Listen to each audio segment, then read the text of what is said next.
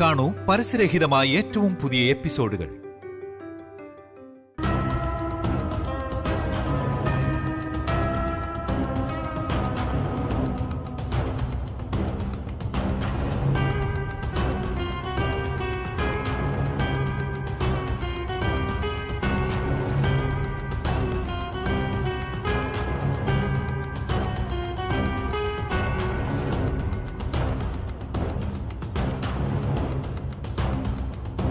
നാൽപ്പത്തെട്ട് മണിക്കൂർ നേരം ഒബ്സർവേഷനിലിരിക്കട്ടെ.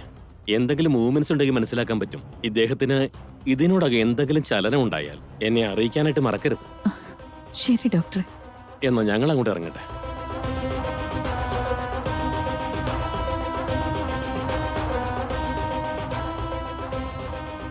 ഡോക്ടറുടെ വാക്കുകൾ കേട്ടപ്പോ മനസ്സിലൊരു പ്രതീക്ഷ ഉണരുക. എന്റെ മോനൊന്ന് എണീക്കുന്നത് കണ്ടിട്ട് എനിക്ക് മരിക്കാനുള്ള യോഗം ഉണ്ടാകുമോ? അങ്ങനെ അരുതാത്തതൊന്നും പറയാതെ എന്റെ ഇന്ദുമ്മ. അച്ഛൻ എഴുന്നേറ്റ് പഴയതുപോലെ വീണ്ടും ഈ വീട്ടിൽ നടക്കുന്നത് ഇന്ദുമ്മ കണ്ട് ആസ്വദിക്കുന്ന കാലം ഉടനെ എത്തും. വേണമെങ്കിൽ ഇന്ദുമ്മ നോക്കിക്കോ.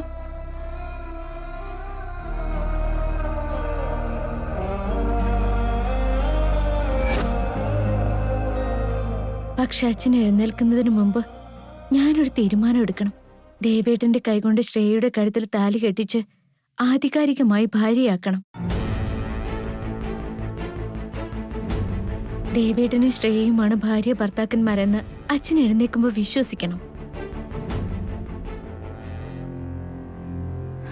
നീ അച്ഛന്റെ നെറുകയിൽ തൊട്ടുകൊടുത്ത ദൈവത്തിന്റെ പൊട്ടിന്റെ ശക്തി കൊണ്ട് കോമയിൽ കിടക്കുന്ന നമ്മുടെ അച്ഛൻ എഴുന്നേറ്റ് വരുമെന്നാണോ?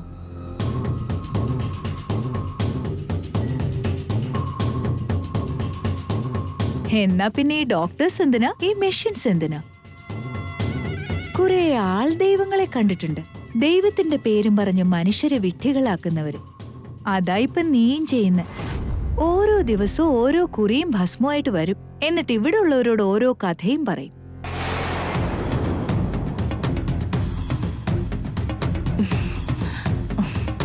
വൈദേഹി വളരെ ആത്മാർത്ഥമായിട്ടാ ഓരോ കാര്യങ്ങൾ പറയുന്നതും ചെയ്യുന്നതും.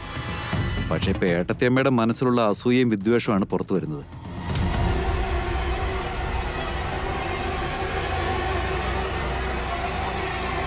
എന്റെ രാമ, എന്തിനാ ദേവേട്ടൻ ഇപ്പൊ എന്നെ സപ്പോർട്ട് ചെയ്ത് സംസാരിക്കുന്നേ? വേണ്ടാത്ത ഓരോ പ്രശ്നങ്ങൾ ഉണ്ടാക്കാനാ. അന്ന് ഹോസ്പിറ്റലിൽ വെച്ച് അച്ഛൻ മരിച്ചു പോയെന്ന് ഡോക്ടർമാർ തറപ്പിച്ച് പറഞ്ഞതാണ്. പക്ഷെ മരണത്തിന്റെ പിടിയിൽ അച്ഛൻ രക്ഷപ്പെട്ടു. അതിനൊരു മഹാത്ഭുതം എന്നല്ലാതെ മറ്റെന്ത് പേരിട്ടാ വിളിക്കുക?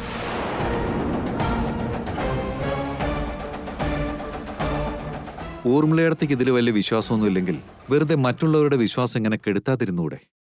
കുറിക്കുകൊള്ളുന്ന വാക്കുകളാ. എന്റെ മകന്റെ ജീവൻ തിരിച്ചു കിട്ടിയത് മഹാ അത്ഭുതം തന്നെയാ. നിനക്ക് വിശ്വാസം ഉണ്ടെങ്കിൽ, അച്ഛൻ എഴുന്നേറ്റ് വരണമെന്ന് ആഗ്രഹമുണ്ടെങ്കിൽ മാത്രം നീയും ആ ദൈവത്തെ ഒന്ന് മനസ്സുരുകി വിളിക്ക്. അല്ലെങ്കിൽ ഇതുപോലെ അപശകുനങ്ങൾ പറയാതെങ്കിലും ഇരിക്കെ.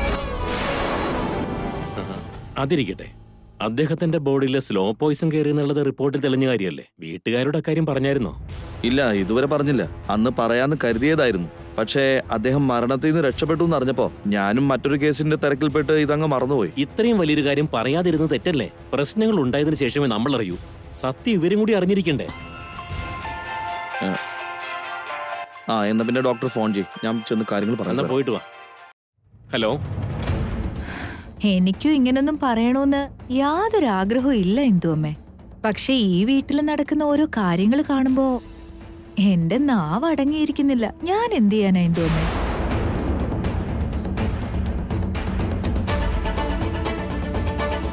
അതിനെന്താ ഇപ്പൊ ഈ വീട്ടിൽ നടന്നത്? എന്ത് നടന്നൂന്നോ?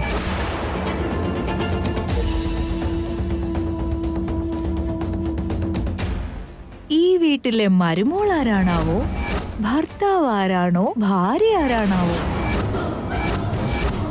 ആരുടെ കാഴ്ചപ്പാടിൽ ആരാരാണെന്ന് ഒരു പിടിയും കിട്ടുന്നില്ലല്ലോ.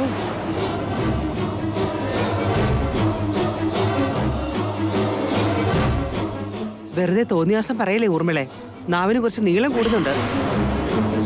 അയ്യോ അല്ലല്ല, ഊർമിള പറഞ്ഞത് എല്ലാ അക്ഷരം പ്രതി ശരിയാ.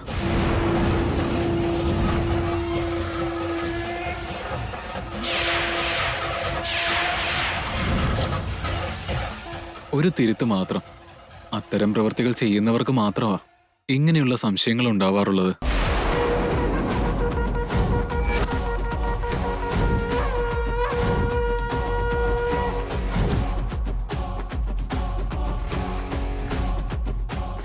ഞാൻ എന്നും ഇങ്ങനെ കടന്നു വരില്ല.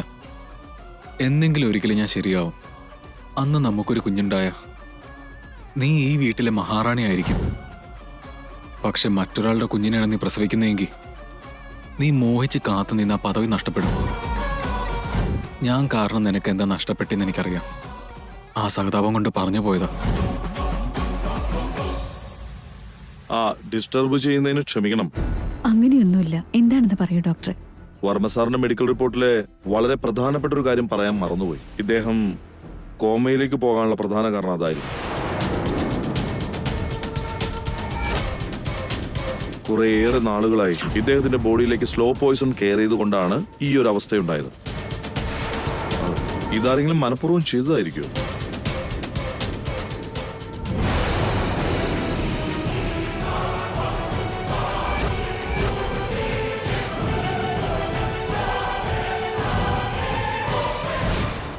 എന്റെ ഈശ്വര, സ്ലോ പോയിസന്റെ കാര്യം എങ്ങനെ ഇയാൾ പറയാൻ പോവാണോ?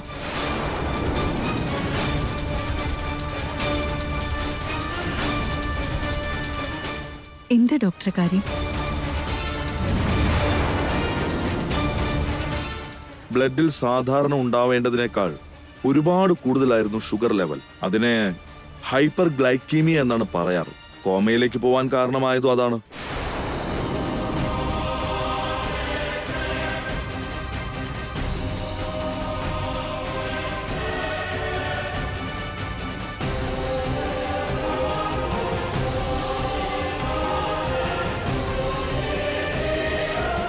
കാരണം എന്തായാലും കഴിഞ്ഞതൊക്കെ കഴിഞ്ഞു. എന്റെ മോന്റെ അസുഖം ഭേദമാകുമല്ലോ അല്ലേ? ആ അതിലിനി യാതൊരു സംശയവും വേണ്ട. സീനിയർ ഡോക്ടർ അത് തന്നെയല്ലേ പറഞ്ഞേ. അദ്ദേഹം പറഞ്ഞാൽ അത് ഉറപ്പായിരിക്കും.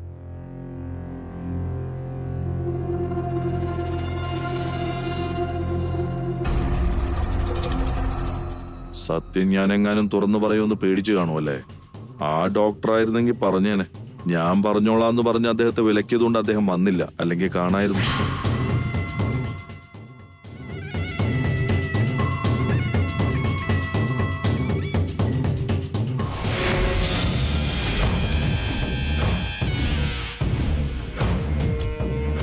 ഇപ്പൊ പറയൂ ഡോക്ടറെ, റിപ്പോർട്ട്സിൽ എന്താ എഴുതിയിരിക്കുന്നത്?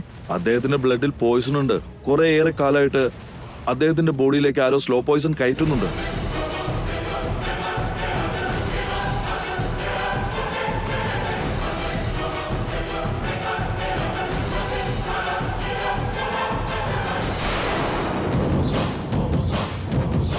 എന്തിനാണത്? മറ്റെന്ത് കാരണം വേണമെങ്കിലും പറഞ്ഞു. പക്ഷെ സ്ലോ പോയിസൺ കാരണമാണ് വല്യച്ഛൻ കോമയിലേക്ക് പോയതെന്ന സത്യം മറ്റാരും അറിയാൻ പാടില്ല. ഈ കെട്ട് റിപ്പോർട്ട്സ് എഴുതുന്നതിന് മുമ്പ് തന്നിരുന്നെങ്കിൽ ആ റിപ്പോർട്ട്സിൽ തന്നെ ഞാൻ വേറെ എന്തെങ്കിലും കാരണമൊക്കെ എഴുതി പിടിപ്പിക്കില്ലായിരുന്നോ? അതിപ്പോഴായാലും മാറ്റാലോ. അതിന് പറ്റില്ല. ഓൾറെഡി സീനിയർ ഡോക്ടർ റിപ്പോർട്ടൊക്കെ കണ്ടു കഴിഞ്ഞു. നിങ്ങളുടെ വീട്ടുകാർ ഇതൊക്കെ അറിയിക്കാനും പറഞ്ഞിട്ടുണ്ട്.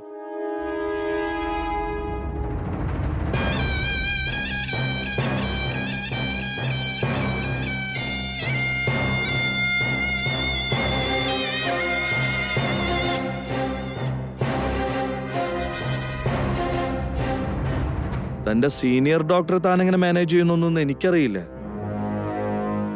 പക്ഷെ ഈ സത്യം ഒരു കാലത്തും പുറത്തു വരാൻ പാടില്ല.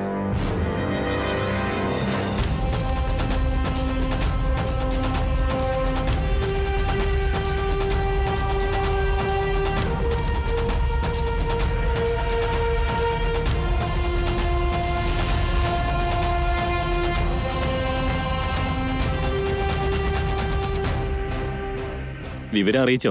അറിയിച്ചു ഡോക്ടർ. എന്നിട്ട് അവരെന്താ പറഞ്ഞേ? അവർക്കങ്ങനെ ശത്രുക്കളാരും തന്നെ ഇല്ലെന്നാ പറഞ്ഞേ. എത്രയും പെട്ടെന്ന് അദ്ദേഹത്തിനൊന്ന് ഭേദമായാൽ മതിയെന്നാ പറഞ്ഞേ. പക്ഷേ റിപ്പോർട്ട് അവർക്ക് പ്രശ്നമല്ലെന്നാ. ഞാനത് അവരോട് ചോദിച്ചാ. ഇനി ശ്രദ്ധിച്ചോളാന്ന് അവര് പറഞ്ഞു. ഇനി എന്ത് ശ്രദ്ധിച്ചാലും ഉണ്ടാകേണ്ട ഡാമേജ് ഒക്കെ ഉണ്ടായി കഴിഞ്ഞല്ലോ. ശത്രുക്കൾ ആരും ഉണ്ടെന്ന് ഉറപ്പാ. വീട്ടുകാർക്കാർക്കും ആ കാര്യം അറിയില്ലായിരിക്കും. വർമ്മ സാറിന് ഓർമ്മ തിരിച്ചു കിട്ടിയിട്ടാണോ ഈ കാര്യങ്ങളൊക്കെ സംസാരിക്കാൻ. അച്ഛൻ എന്നിൽ കടമകളെല്ലാം ഏൽപ്പിച്ചതിന് ശേഷം ആദ്യമായിട്ടാണ് ഞാൻ ഇന്ന് ആ ഫയലുകളൊക്കെ നോക്കാൻ പോകുന്നത്. എന്നെ അനുഗ്രഹിക്കണോ അച്ഛാ?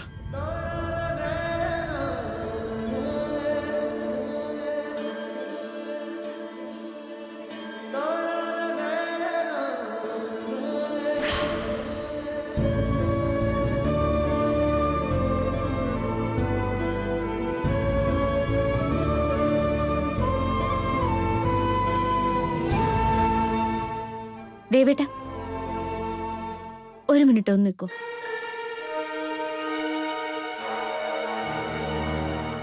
ഭർത്താവിനെ വിളിക്കുന്ന പോലെയല്ലേ എല്ലാവരുടെ മുമ്പ് വെച്ച് ദേവേട്ടാന്ന് വിളിക്കുന്നത്. എന്തോ ഒരു സ്പെല്ലിംഗ് മിസ്റ്റേക്ക് ഉണ്ട് ഊർമിളെ.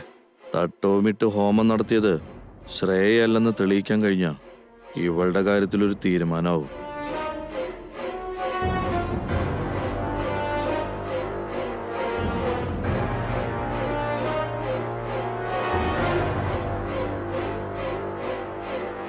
ഇത് പിടിച്ചോളൂ അമ്മേ. ദേവേട്ടന് ആദ്യമായിട്ടല്ലേ ജോലിക്ക് കയറാൻ പോകുന്നത്. തിലകൻ ചാർത്തി അനുഗ്രഹിച്ചയക്കമ്മേ. പെട്ടെന്ന് വാ അമ്മേ.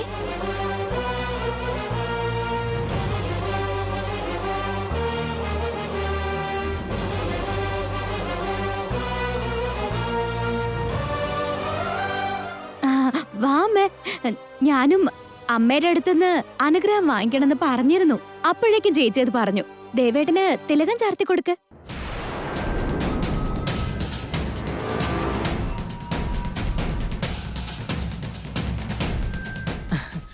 അങ്ങനെ വഴിക്കുവാ മോളെ. ഇതിലൊന്നൊരു കാര്യമില്ല അച്ഛമ്മേ.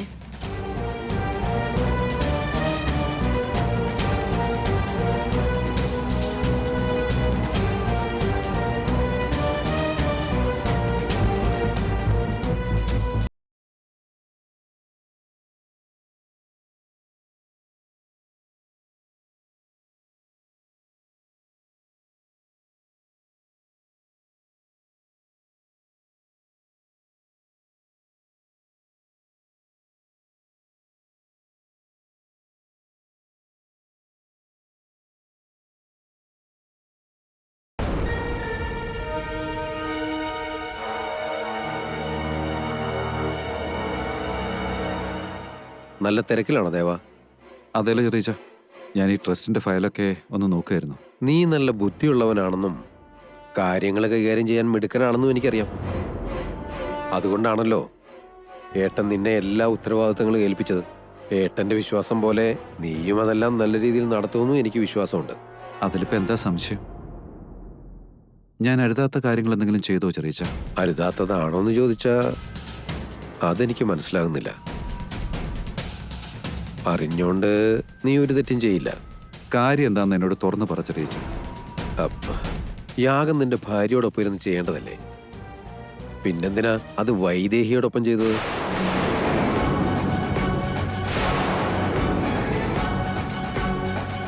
അവരുടെ വീട്ടുകാരിങ്ങനെ ചെയ്തത് സ്വന്തം മോള് പുറത്തുപോയ കാര്യം മറ്റാരും അറിയാണ്ടിരിക്കാൻ വേണ്ടിയായിരിക്കാം. പക്ഷേ നീ എങ്ങനെ അതിന് സമ്മതിച്ചു? അതും എന്റെ കടമയാണെന്നാണ് ഞാൻ കരുതിയത് ചെറിയ. കടമയെന്ന് വെച്ചാ അരുതാത്ത പ്രവൃത്തി എങ്ങനെ കടമയാകുന്നത്? തെറ്റും ശരിയൊന്നും ആ സമയത്ത് ഞാൻ ചിന്തിച്ചില്ല ചെറിയ. പേരുദോഷം ഉണ്ടാവരുതെന്ന് മാത്രമേ കരുതിയുള്ളൂ. കൃത്യസമയത്ത് മരുമകളെ കാണാതാവുമ്പോൾ യാഗം നടക്കാതെ വന്ന് അത് മുടങ്ങിപ്പോകും. അത് വീടിന് എത്ര കളങ്കമാണ് ഉണ്ടാക്കുക എന്ന് കരുതി ഭാര്യയുടെ സ്ഥാനത്ത് ഭാര്യയുടെ ചേച്ചിയെ പിടിച്ചിരുത്തും. ഭാര്യയോടൊപ്പം ചെയ്തില്ലെങ്കിൽ ആ ഹോമത്തിന്റെ ഫലം കിട്ടില്ലെന്ന് ഗുരുക്കൾ പറഞ്ഞത് നീ മറന്നുപോയോ ദേവാ? ഞാനൊന്നും മറന്നിട്ടില്ല ചെറിയ. പക്ഷേ ഞാൻ പറഞ്ഞല്ലോ, ആ സമയത്ത് നമുക്കുണ്ടാവുന്ന പേരുദോഷം മാത്രമേ ഞാൻ ചിന്തിച്ചുള്ളൂ. എന്തായാലും കൊള്ളാം. ഇത് തെറ്റാണെന്ന് മാത്രമേ എനിക്ക് പറയാനുള്ളൂ. മറ്റെന്തെങ്കിലും പരിഹാരം കണ്ടെത്താമായിരുന്നു. ഇനി മേലിൽ ഇത്തരം പ്രവൃത്തികൾ ആവർത്തിക്കരുത്. ചെറിയച്ഛനൊന്ന് അവിടെ നിന്നേ.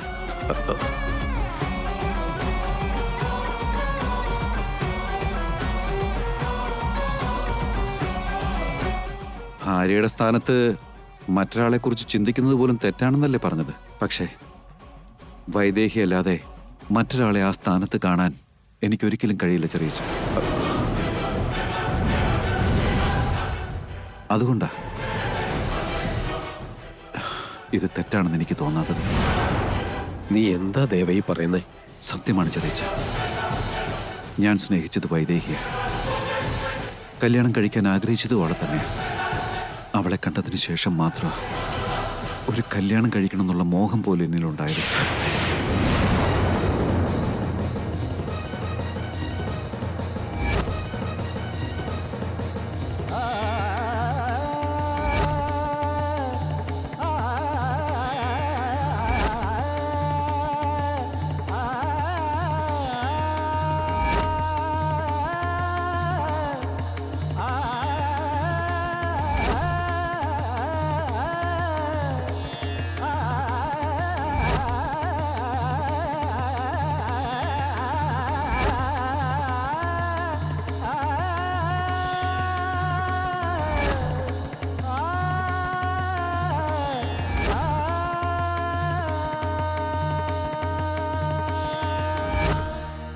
അവളെയാണ് ഞാൻ എൻ്റെ ഭാര്യയായി കണ്ടത്.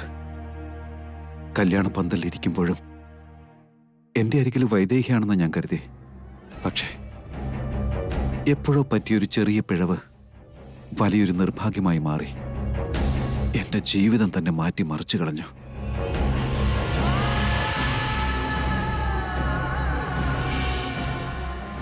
ഇനി എന്താ ചെയ്യേണ്ടതെന്ന് എനിക്കറിയില്ല ചെറിയച്ച.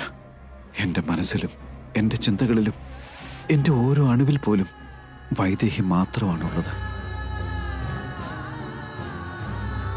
ശ്രേയയെ ഭാര്യയായിട്ട് അംഗീകരിക്കാൻ എനിക്ക് കഴിയുന്നില്ല ചെറിയച്ച. എന്താ ഇപ്പൊ പറയാ? എങ്ങനെയാ നിന്നെ സ്വാന്തനിപ്പിക്കാന്ന് പോലും എനിക്കറിയില്ല. പക്ഷേ ഒരു കാര്യം എനിക്ക് ഉറപ്പിച്ച് പറയാൻ പറ്റും. ആചാരങ്ങൾ പോലും മനുഷ്യബന്ധങ്ങൾക്കാണ് വില കൽപ്പിക്കുന്നത്.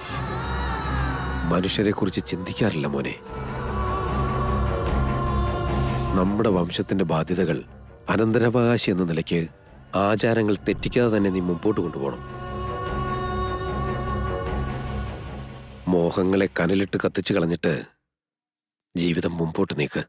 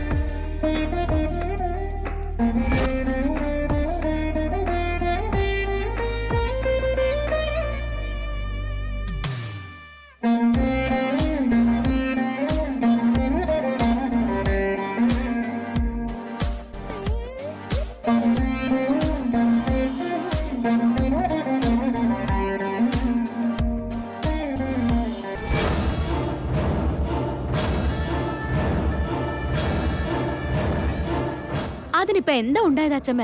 എന്തിനാ എന്നോട് ഇങ്ങനെ ദേഷ്യപ്പെടുന്നത്? അച്ഛമ്മ പറഞ്ഞതുപോലെ ഞാനെല്ലാം ചെയ്തില്ലേ? അച്ഛമ്മ കണ്ണു കാണിച്ചതും ഞാൻ അമ്മയോട് തിലകം ചാർത്താനും പറഞ്ഞില്ലേ? നിന്നോടല്ലടി എന്റെ ദേഷ്യം, ആ വൈദേഹിയോടാ. അതിനിപ്പോ വൈദേഹി എന്ത് ചെയ്തെന്നാ? എന്ത് ചെയ്തെന്നോ? ദേവനെ കൊണ്ട് ഇവളെ കല്യാണം കഴിപ്പിക്കാവുന്ന സത്യം ചെയ്തതല്ലേ? അവളുടെ ഉദ്ദേശം അതായിരുന്നെങ്കിൽ ശ്രേയയെ മുമ്പിൽ നിർത്തി കാര്യങ്ങൾ നടത്തിക്കൂടെ? പക്ഷേ ഓരോ കാര്യത്തിനും മുമ്പിൽ കയറി ചാടി നിൽക്കും. അത് നല്ല പിള്ള ചമയാനുള്ള ശ്രമമല്ലേ? ഇങ്ങനെ പോയാ ഇവളുടെ ചീത്തപ്പേര് എപ്പോ മാറി എപ്പോ ഈ കല്യാണം നടക്കും? അതൊരിക്കലും നടക്കാൻ പോകുന്നില്ല. എടാ കുറുക്ക, മര്യാദക്ക് വായടച്ചു നിന്നോണം, അല്ലെങ്കിൽ എന്റെ കയ്യിൽ നിന്ന് കിട്ടും. ഒന്ന് പോ അച്ഛമ്മേ. അച്ഛമ്മനെ തല്ലിയാലും അച്ഛമ്മ വിചാരിക്കണല്ലോ ഒന്നും നടക്കാൻ പോകുന്നില്ല. കല്യാണം കഴിപ്പിച്ചോളാം എന്ന് സത്യം ചെയ്യാൻ ചേച്ചി ആരാ? അത് നടക്കുമെന്ന് അച്ഛമ്മ എങ്ങനെ വിചാരിച്ചു? ആരാരുടെ കൂടെ ജീവിക്കണമെന്ന് ആ രാമനാ തീരുമാനിക്കേണ്ടേ? അത് സത്യമല്ലേ അമ്മേ? ഏതാടി സത്യം? എന്റെ ശ്രേയമോൾക്ക് ഈ വീട്ടിലെ മരുമോളാകാനുള്ള വിധിയുള്ളത് കൊണ്ടല്ലേ കഴുത്തേല് താലി വീണില്ലെങ്കിലും അവൾക്കതിന് കഴിഞ്ഞത്. കഷ്ടകാലത്തിന് താലി കെട്ടിയ പേരും പറഞ്ഞ് അവൾ ഇടയ്ക്ക് കയറി നിൽക്കിയല്ലേ. അല്ലായിരുന്നെങ്കില് ഇപ്പൊ ഇവൾ ഈ വീട്ടില് മഹാറാണിയായിട്ട് വിലസില്ലായിരുന്നോ? ആ ബുദ്ധി ഇവൾക്കും കൂടെ ഉണ്ടാവണ്ടേ അമ്മേ? വൈദേഹി പറഞ്ഞതിലും കാര്യമില്ലേ?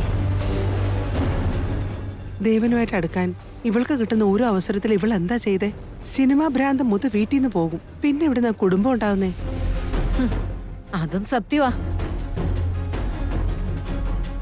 എടി ശ്രേയേ, നീ കൊട്ടാരം വീട്ടുകാരുടെ കൂടെ നിന്ന് അവരുടെ നല്ല പേര് സമ്പാദിക്കുന്നതിന് പകരം നീ ഇവിടെ വന്ന് നിന്നിട്ട് എന്ത് കാര്യമടി? പോകാൻ നോക്ക്. പെട്ടെന്ന് നല്ല പേരെടുക്കാൻ പറഞ്ഞ അതൊക്കെ നടക്കുന്ന കാര്യമാണോ അച്ഛമ്മേ? ആദ്യം നീ അങ്ങോട്ട് ചെല്ല്. കൗസല്യയുടെ ഇന്ദുവിന്റെ ഒക്കെ കാല് തൊട്ട് വന്നിക്ക്. എന്തിനാന്ന് പെട്ടെന്ന് ചോദിച്ചാ? ഇത് കൊള്ളാം. കാല് തൊട്ട് വന്നിക്കാൻ ആരെങ്കിലും കാരണം ചോദിക്കൂടി? എന്തെങ്കിലും ഒന്ന് പറ. ദേ നോക്ക്, അവരോട് കൂടുതൽ അടുക്കണമെങ്കിൽ ഇങ്ങനെയുള്ള ചെപ്പടി വിദ്യകളൊക്കെ പ്രയോഗിക്കണം. ചെല്ലടി. ഇറങ്ങി പോടി ഇവിടുന്ന്. ചെല്ലടി.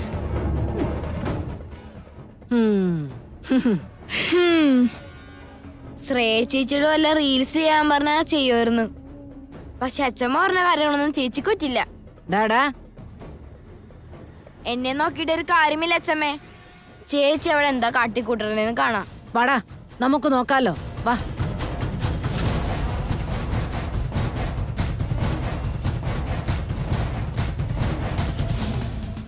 ഇന്ദുമ്മേ, ദേ കാപ്പി. അമ്മേ, അമ്മേ എന്നെ അനുഗ്രഹിക്കണം. നന്നായി വരും മോളെ. പറയുമോളെ. ഇന്ദോമ്മേ, ഇന്ദോമ്മ എന്നെ അനുഗ്രഹിക്ക.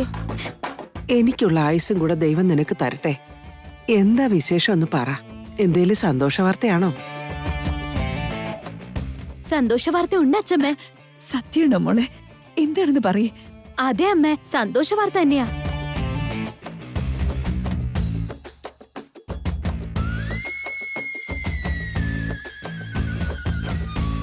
ശ്രേയക്ക് എന്താ പറ്റിയേ?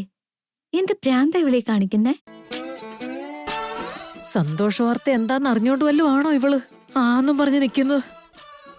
അതുകൊണ്ടാ ഇങ്ങനത്തെ കാര്യം ഞാൻ ചേച്ചീനെ ഏൽപ്പിക്കില്ലെന്ന് പറഞ്ഞത്. എന്താ തിരിടാ. സത്യമാണ് മോളെ. എന്റെ മനസ്സ് തണുത്തോട്ടോ. അമ്മേ, നമ്മുടെ വീട്ടിലൊരു അനന്തരാവകാശി വരാൻ പോവാന്ന്.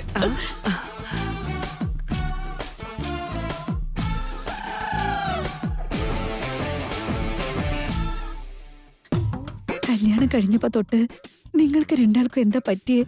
നിങ്ങൾ തമ്മിൽ അടുക്കുന്നില്ലല്ലോ എന്നോർത്ത് ഒത്തിരി വിഷമിച്ചായിരുന്നു അമ്മ. ഞങ്ങൾക്ക് മോളെയാണോ മോനെയാണോ തരാൻ പോകുന്നേ? അയ്യോ, മോനും മോളും ഒന്നും അല്ലമ്മേ. പിന്നെ നീ സന്തോഷ വാർത്തയാന്ന് പറഞ്ഞതോ? സന്തോഷ വാർത്ത തന്നെയാ. അച്ഛന് വേഗം അസുഖം ഭേദാവാനായിട്ട് ഞാൻ ഇന്നു മുതൽ ഉപവാസം ഇരിക്കാം.